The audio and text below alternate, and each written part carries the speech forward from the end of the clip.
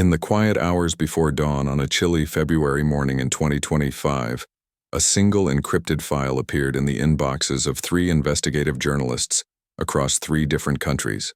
No note, no return address, just a 47-megabyte package labeled Project Lighthouse, Final.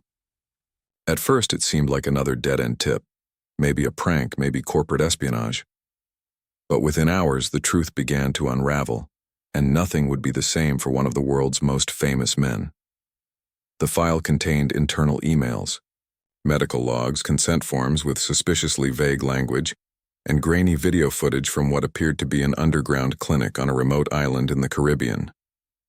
The name Neuralink was stamped on nearly every document, and at the center of it all was Elon Musk, the man who'd promised to merge human brains with computers, cure paralysis, and even help humanity keep pace with artificial intelligence. But what the documents revealed wasn't the future of medicine. It looked more like a high-tech gamble with human lives. For years, Neuralink had been shrouded in secrecy. Musk had shown off pigs with brain chips and monkeys playing Pong using only their thoughts. He'd spoken passionately about helping people with spinal injuries walk again.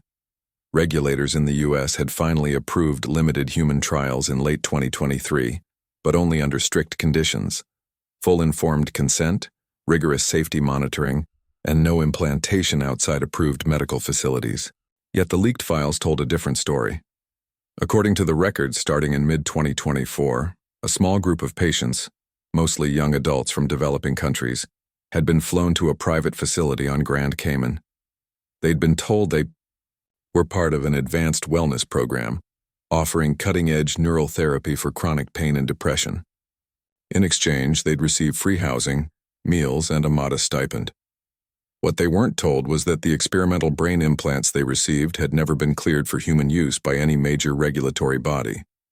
Worse, the consent forms they signed were written in dense legal jargon, buried in 30-page contracts that mentioned potential unknown neurological effects in a footnote smaller than a postage stamp. One video clip, time-stamped October 12, 2024, showed a man in his late 20s sitting in a sterile white room, eyes wide and unfocused. He kept repeating the same phrase. "I don't remember my sister's name." A technician off-camera asked him to describe his childhood home. He stared at the wall for nearly a minute before whispering, "I think I had a dog." Medical logs later confirmed he'd been implanted with a 3rd-generation Neuralink chip just 11 days earlier. His file listed acute memory fragmentation and emotional blunting as observed anomalies. When the story broke in, the Washington Post and Germany's Der Spiegel on February 18th, the reaction was immediate and furious. Bioethicists called it a gross violation of human dignity. Medical associations demanded investigations. The FDA issued a terse statement saying it had no knowledge of these offshore procedures and would take swift action if the allegations were verified. Within 24 hours, Tesla shares dropped 14%. SpaceX lost a key satellite launch contract with a European consortium. Even Musk's social media platform saw a spike in users calling for accountability. Musk, however, didn't apologize. Instead, he posted a late-night thread on X that read more like a battle cry than a clarification. "These leaks are fabricated or taken wildly out of context," he wrote. "The so-called victims were volunteers who understood the risks. We're pushing the edge of what's possible. Of course there will be friction. If we waited for bureaucrats to catch up, humanity would still be riding horses." He accused legacy media and anti-tech activists of trying to sabotage American innovation and claimed the real scandal was how slow and risk-averse our institutions have become. But his words didn't land the way they used to. For years, Musk had been seen as a visionary, a modern-day Edison who defied odds and rewrote rules.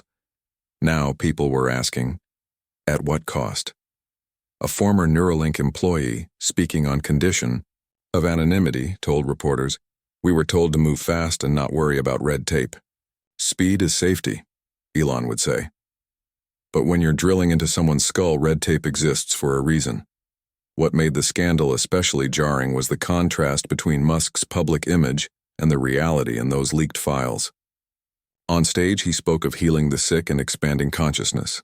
Off-record, internal memos showed pressure to achieve human results before competitors and minimize regulatory footprint. One email from a mid-level manager read, "If we wait for full FDA approval, Synchron, a rival brain tech company, will eat our lunch. Let's get real-world data now. Ethics can catch up later."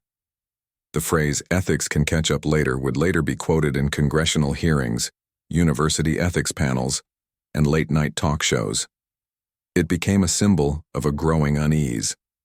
That in the race to build the future, some of the most powerful people in tech had stopped asking whether they should do something, only whether they could. As the days passed, more details emerged. At least 7 individuals had received implants outside approved trials. 3 reported lasting cognitive issues. One woman, a 29-year-old teacher from Colombia, said she could no longer recognize her students' faces after the procedure. "They told me it was reversible," she told a Colombian news outlet through tears. "But my mind, it's like someone erased part of me and didn't give it back."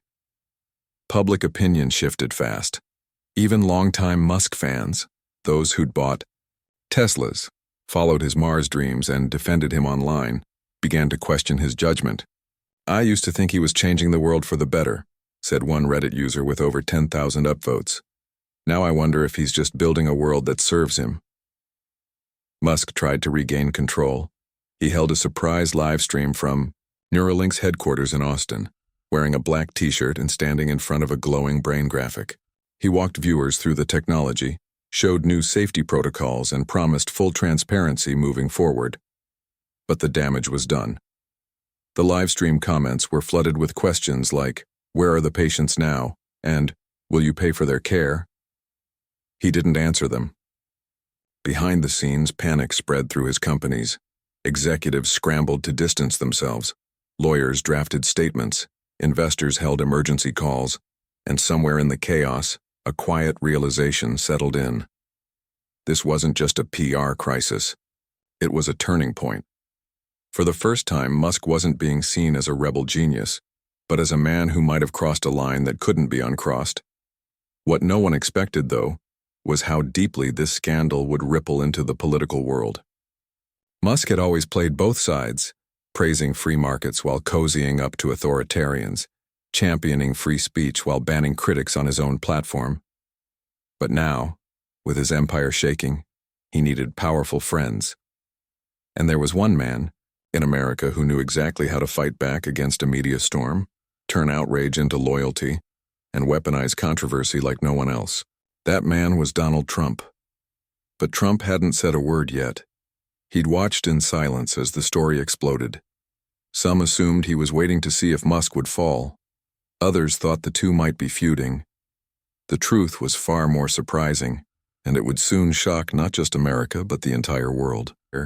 For now, though, the focus remained on the human cost, on the faces in those grainy videos, on the voices of people who'd trusted a promise of healing and instead lost pieces of themselves.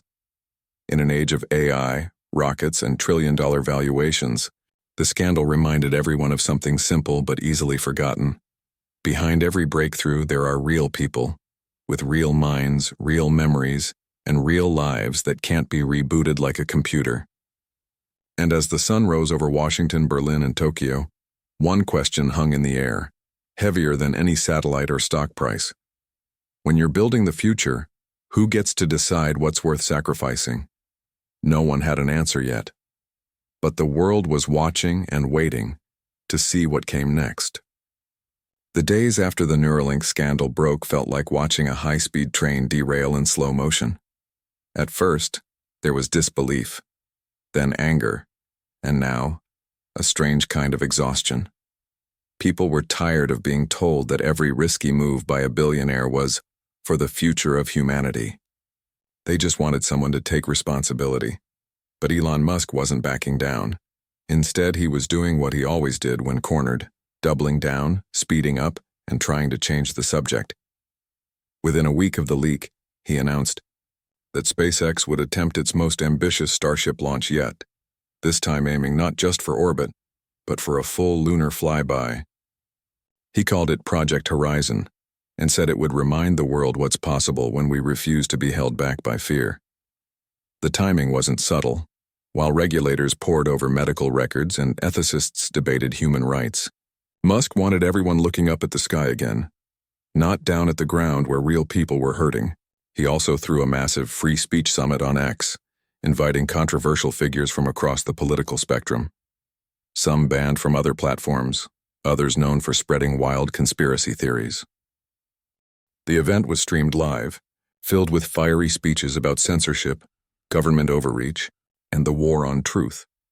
Musk stood on stage in a leather jacket, nodding along, occasionally interjecting with lines like, "If they can silence one voice, they can silence us all." It was classic Musk, dramatic, defiant, and designed to rally his base. But behind the scenes, things were far less confident. In private calls with top advisors, he admitted the scandal was hurting more than expected. Tesla dealerships reported a 20% drop in showroom traffic. SpaceX engineers whispered about delays caused by distracted leadership. And inside Neuralink's Austin offices, morale had cratered. Some employees quietly updated their LinkedIn profiles. Others met in hushed groups after work, wondering if they'd been part of something they couldn't undo. What few knew was that Musk had started reaching out, quietly, carefully, to powerful allies who could help him weather the storm. He'd always played politics like a chess game, never fully aligning with one side, always keeping options open. But now, with his reputation cracking and his companies under fire, he needed someone who could fight dirty, dominate headlines, and turn public outrage into a rallying cry. There was really only one person who fit that description. Late one night, a secure phone line connected Musk's home office in Texas to a residence in Florida. The call lasted 42 minutes. No official record exists, but people close to both sides later described it as urgent and strategic. Musk didn't ask for a favor. He framed it as a shared battle. "They're not just coming after me," he reportedly said. "They're coming after anyone who challenges the system. If they can take down Neuralink, what's next? Your rallies? Your social media? Your whole movement?" The other end of the line listened. And for the first time in months, Donald Trump broke his silence on the scandal. Not publicly, but in a private message to a handful of top aides. This could be useful. Trump had been watching the whole thing unfold with keen interest. He'd seen how the media tore into Musk, how regulators moved fast, how even some conservatives began to question the ethics of implanting untested chips into vulnerable people. But he also saw an opportunity. Musk wasn't just a tech CEO, he was a symbol, a self-made billionaire who defied Washington, mocked the fake news media, and built empires while playing by his own rules. In Trump's eyes, Musk was one of them, a fighter, an outsider, a target of the same deep state he'd spent years railing against. Still, Trump didn't rush to defend him. He waited. He let the scandal burn hot. He let Musk sweat, because in Trump's world, loyalty wasn't given, it was earned. And if Musk wanted his protection, he'd have to prove he was worth it. Meanwhile, leaked text messages, later confirmed by multiple sources, showed Musk growing increasingly anxious. In one exchange with a close confidant, he wrote, "If this turns into a criminal probe, it could freeze everything. Starship, Tesla AI, even X. We need a counter-narrative, fast." The confidant replied, "Only one person can flip the script." Musk's response was a single word: understood. That understood would soon echo far beyond private chats. Over the next few days, Musk began shifting his public tone. He stopped calling critics haters and started calling them enemies of progress. He posted threads accusing the Biden administration of weaponizing ethics to stifle American innovation. He even shared a doctored graphic showing FDA officials meeting with Chinese tech executives, implying a global conspiracy against U.S. tech leaders. The posts were vague, but the message was clear. This wasn't about safety. It was about power. And then came the first real sign that Trump was preparing to step in. At a small campaign event in Iowa, Trump was asked about the Neuralink scandal during a Q&A. Most expected him to dodge the question. Instead, he leaned into the mic and said, "I've known Elon a long time. Smart guy. Maybe too smart for his own good. But you know what? They never go after the weak. They go after the strong, and that tells you everything." The crowd cheered. The clip went viral within hours. Supporters called it brave, critics called it dangerous. But for Musk, it was exactly what he needed. Validation from the one man who could turn a scandal into a culture war. Still, Trump hadn't fully committed. He was testing the waters. Would defending Musk energize his base or alienate moderates? Would it make him look like a defender of innovation or an enabler of recklessness? His team ran polls overnight. The results were clear. Among his core supporters, Musk was still a hero. The Neuralink issue was seen less as a moral failure and more as government overreach. That was all Trump needed to hear. Back in Texas, Musk watched the Iowa clip on his phone, pacing his living room. For the first time in weeks, he smiled. He knew what was coming next. He also knew it would change everything, not just for him, but for the country. What he didn't anticipate was how dramatically Trump would escalate. This wouldn't be a quiet endorsement or a passing comment.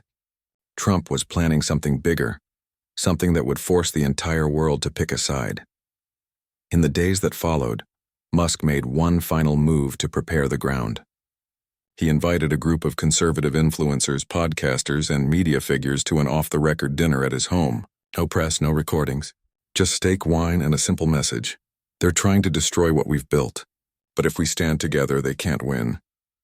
By the end of the night, several of them had agreed to run segments framing the Neuralink scandal as a witch hunt and praising Musk as a modern-day patriot. The narrative was shifting. Slowly at first, then faster. On right-wing talk radio, the story was no longer about patients losing memories. It was about bureaucrats trying to stop American genius. On certain corners of X, hashtags like #MyLetAlon Build and Neuralink Freedom began trending. Even some centrist commentators started asking, are we being too hard on risk-takers? But the real turning point came on a humid Saturday evening in late March. Trump held a rally in Tampa, Florida. The venue was packed, flags waving, chants echoing, cameras rolling. He spoke about the economy, immigration, and the rigged 2024 election. Then, without warning, he turned to the Neuralink scandal. They're coming after Elon, he said, voice rising. Because he's winning. He's building rockets while they're building woke agendas. He's putting chips in brains to help paralyzed people walk, and they call him a monster? Give me a break, the crowd roared. Then he leaned in, eyes sharp, finger pointing at the sky. If they can destroy him, they'll come for you next. Your business, your voice, your freedom. This isn't about one company, it's about whether America still believes in greatness. But he wasn't done. In a moment that would dominate global news for days, Trump dropped a bombshell. If I'm elected president again, I will appoint a special prosecutor, not to go after Elon, but to go after the people who went after him. We're going to find out who leaked those files, who approved those fake investigations, and who's really behind this attack on American innovation. The arena erupted. People jumped to their feet, screaming, filming, crying. Backstage, aides exchanged stunned glances. Even some of Trump's closest advisors hadn't seen that coming.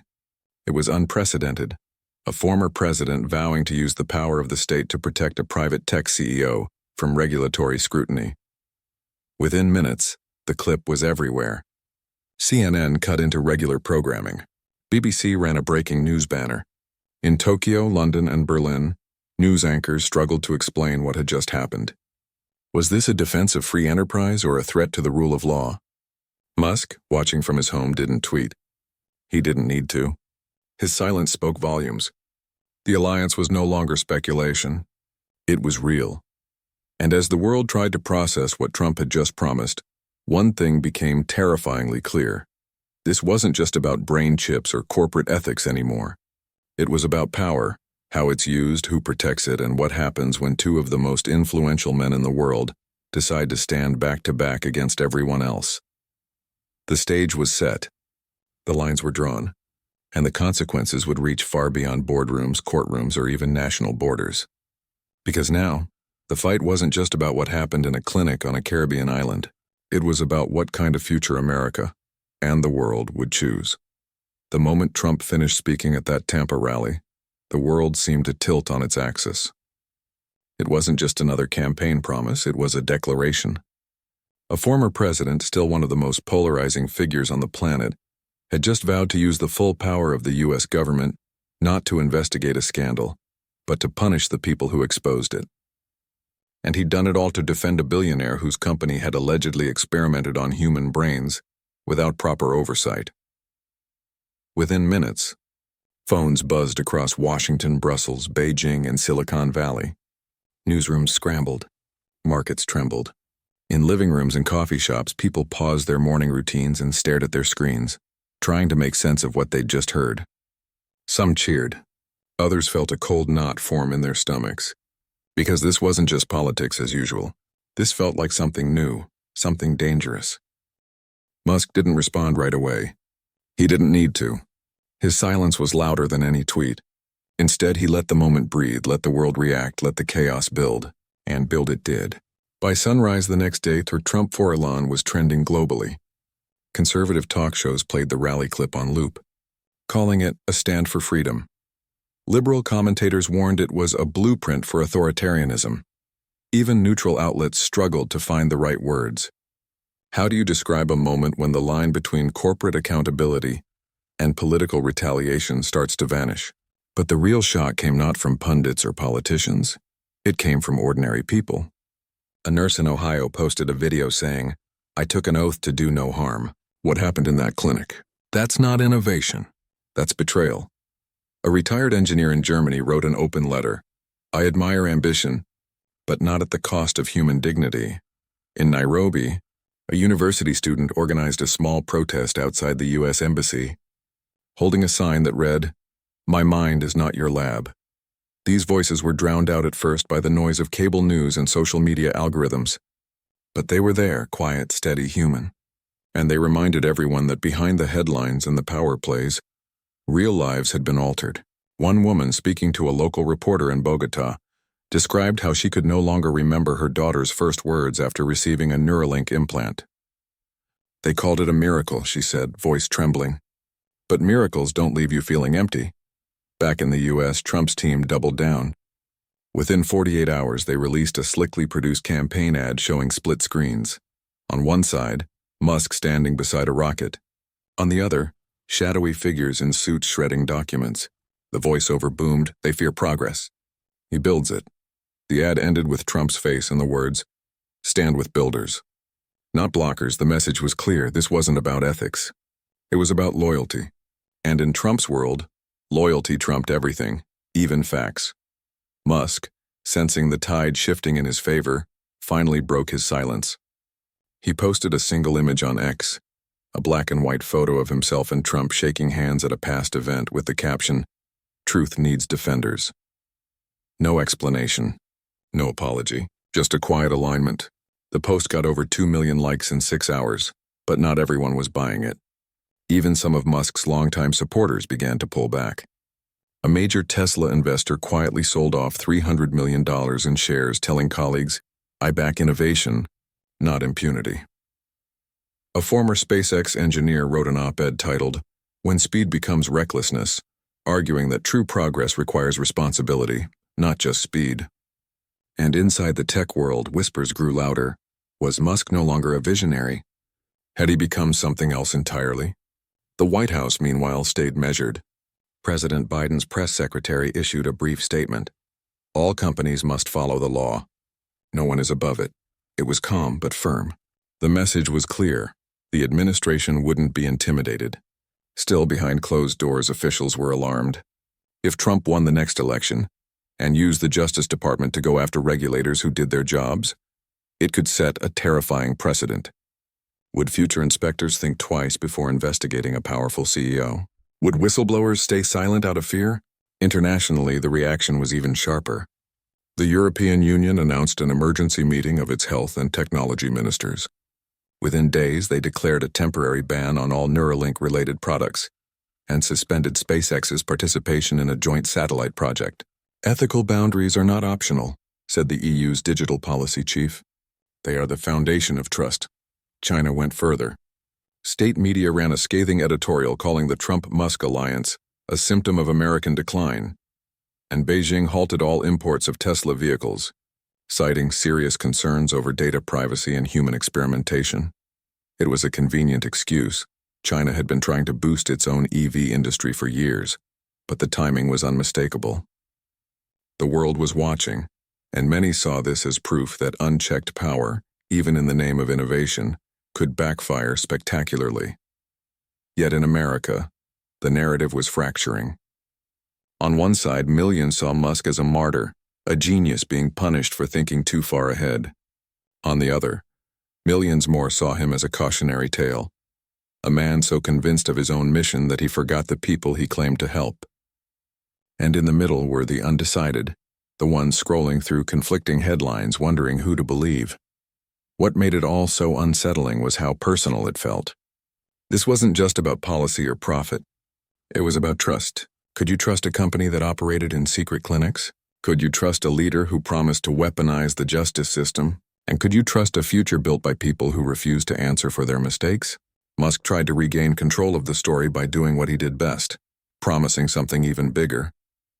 He announced that Starship's next launch would carry not just cargo, but the first human crew, 2 private citizens who'd paid for the trip, on a loop around the moon.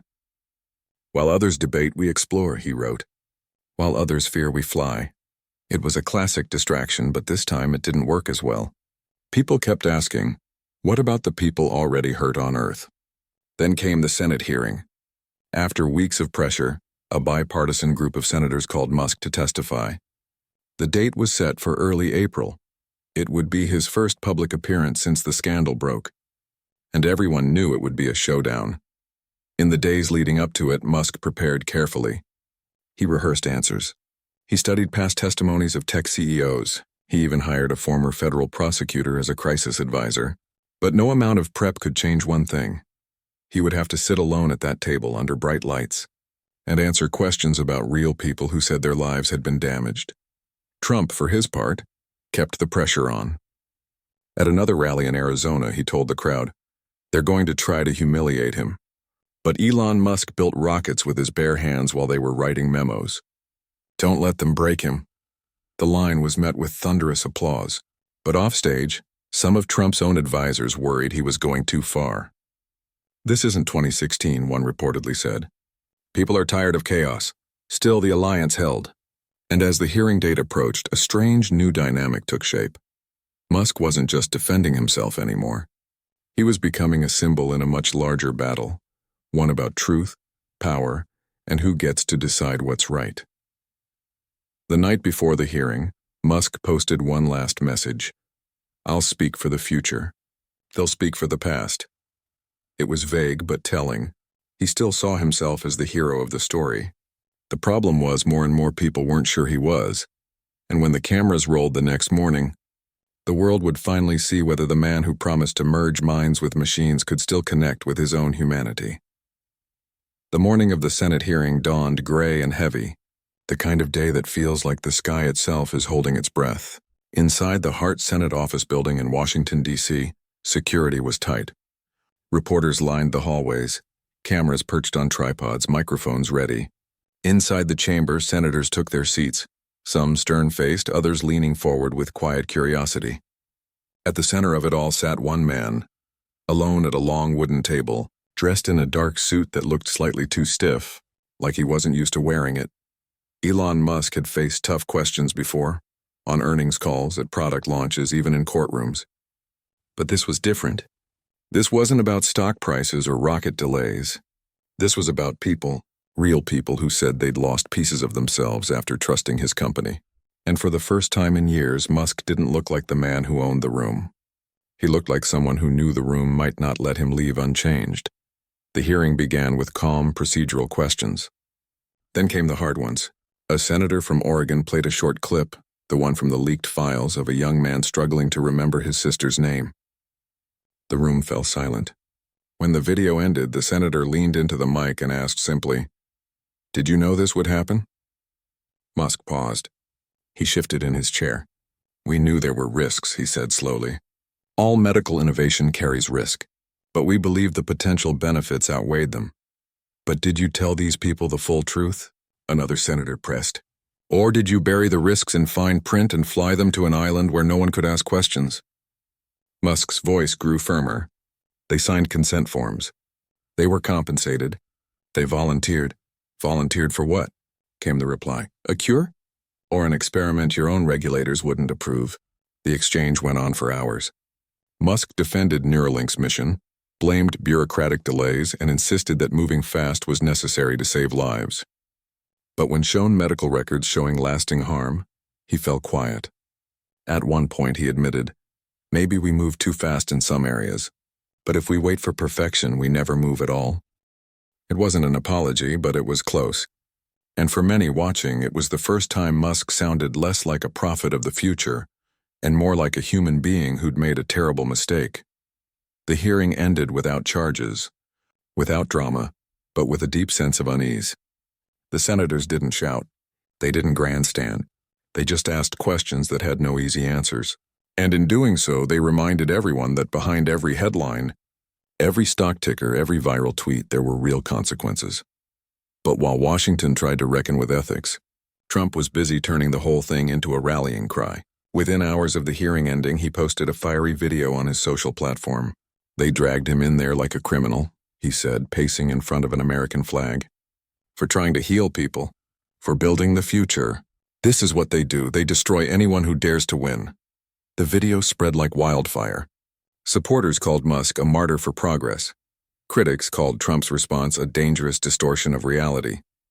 But the real impact was deeper. The hearing had been about accountability. Trump's message turned it into a battle between us and them, between patriots and elites, builders and bureaucrats, and then came the invitation no one saw coming.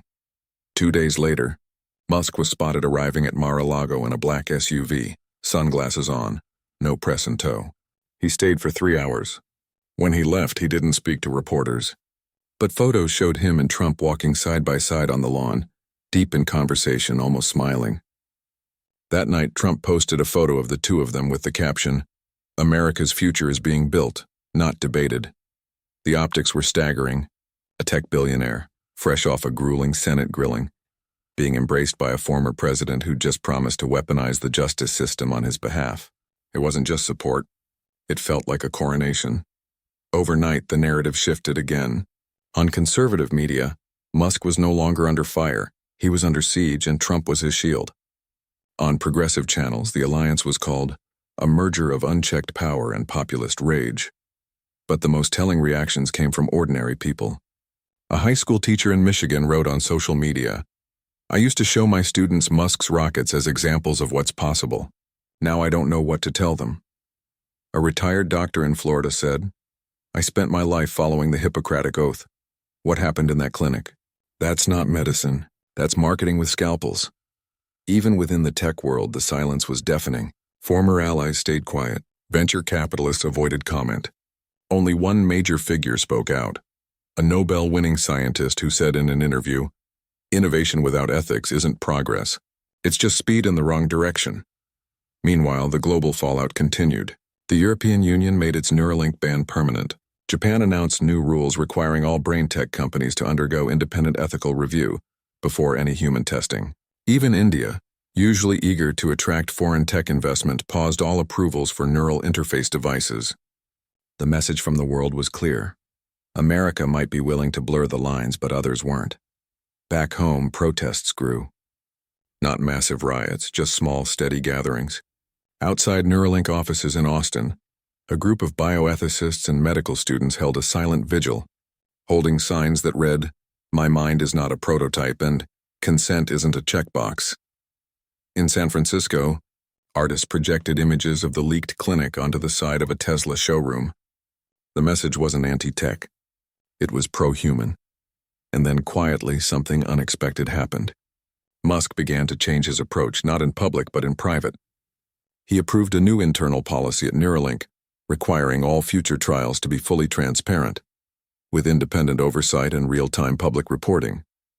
He also quietly set up a fund to cover long-term medical care for the affected patients, though he never admitted fault. It wasn't redemption, but it was a start. Still, the political alliance only grew stronger. At a rally in Pennsylvania, Trump didn't just defend Musk, he elevated him. "Elon Musk is what America used to be," he declared. Bold, unafraid, willing to fail to succeed. While they're writing rules, he's writing history. The crowd roared. But in the back of the auditorium, a young man in a wheelchair watched silently. He'd once dreamed of getting a Neuralink implant to regain movement in his legs. Now he wasn't so sure. "I still believe in the dream," he told a reporter afterward. "But I need to know the dream won't break me to build itself." That tension, between hope and harm, between ambition and responsibility, was now the heart of the story. And it wasn't just about one company or one man. It was about what kind of future people wanted to live in. As spring turned to summer, Musk pulled back from the spotlight. He focused on Starship, on AI safety, on keeping Tesla afloat. But the shadow of the scandal never fully lifted. Every time he appeared on stage, someone in the audience would shout, "What about the patients?" Every time he posted about the future, someone would reply, "What about the past?" And Trump? He kept the alliance alive, using Musk as proof that real Americans were under attack. At every rally, he'd say, "They came for Elon, but they're really coming for you." The world watched, uneasy, because this wasn't just a friendship. It was a new kind of power, one where technology, politics, and public trust were tangled together in ways no one had seen before. And no one knew how it would end. But one thing was certain: the days of blind faith in tech billionaires were over. People wanted more than promises. They wanted proof. Proof that progress wouldn't cost them their humanity. And until that proof came, the doubt would remain, quiet but unshakable, like a chip buried deep in the mind waiting to be understood. By the time summer faded into fall, the dust hadn't settled, it had just changed shape. The Neuralink scandal was no longer front-page news every day, but it hadn't gone away. It had sunk deeper, like a stone dropped in a pond, sending ripples through laws, labs, and living rooms across the world. And in that quiet aftermath, something new began to take root. A shift in how people saw power, progress, and the people who claimed to build the future. Neuralink, once hailed as the next frontier of medicine, was effectively finished in the West. The U.S. government imposed strict new rules on brain-computer interfaces, requiring years of animal testing and independent ethics review before any human trials.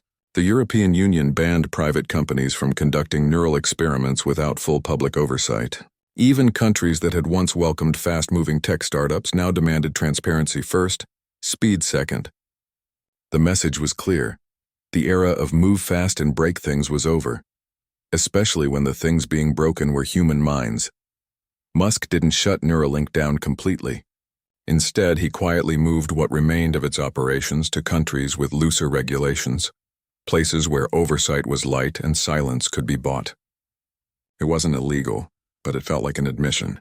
The dream of healing paralysis with a chip had been tarnished, not by failure, but by the way it was pursued. People didn't mind risk. They minded being treated like test subjects instead of partners in progress. Tesla and SpaceX survived, but they carried scars. Tesla sales in Europe never fully recovered. SpaceX lost key international contracts, replaced by European and Indian rivals who promised not just innovation, but responsibility. Investors still backed Musk. He was still brilliant, still driven, but they watched him more closely now. Boards asked harder questions. Employees spoke up more. The myth of the untouchable genius had cracked, and through the cracks, reality had seeped in. But the most surprising turn didn't come from regulators or markets. It came from Musk himself. In a rare, unscripted interview with a science podcast, no cameras, no audience, just two voices in a quiet studio, he said something few expected. "I thought speed was the answer," he admitted, voice quieter than usual. "But speed without wisdom is just noise. We hurt people. Not on purpose, maybe, but we did, and that changes everything." He didn't apologize outright.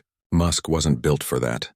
But he acknowledged something deeper, that building the future wasn't just about what you could do, but whether you should, and who got to decide. It was the closest he'd ever come to humility, and for many it mattered more than any press release. Meanwhile, Trump's campaign surged. The alliance with Musk became a centerpiece of his message. They tried to destroy him for being great. They'll try to destroy you for being free. At rallies, he'd hold up a model of a Neuralink chip like it was a sacred relic.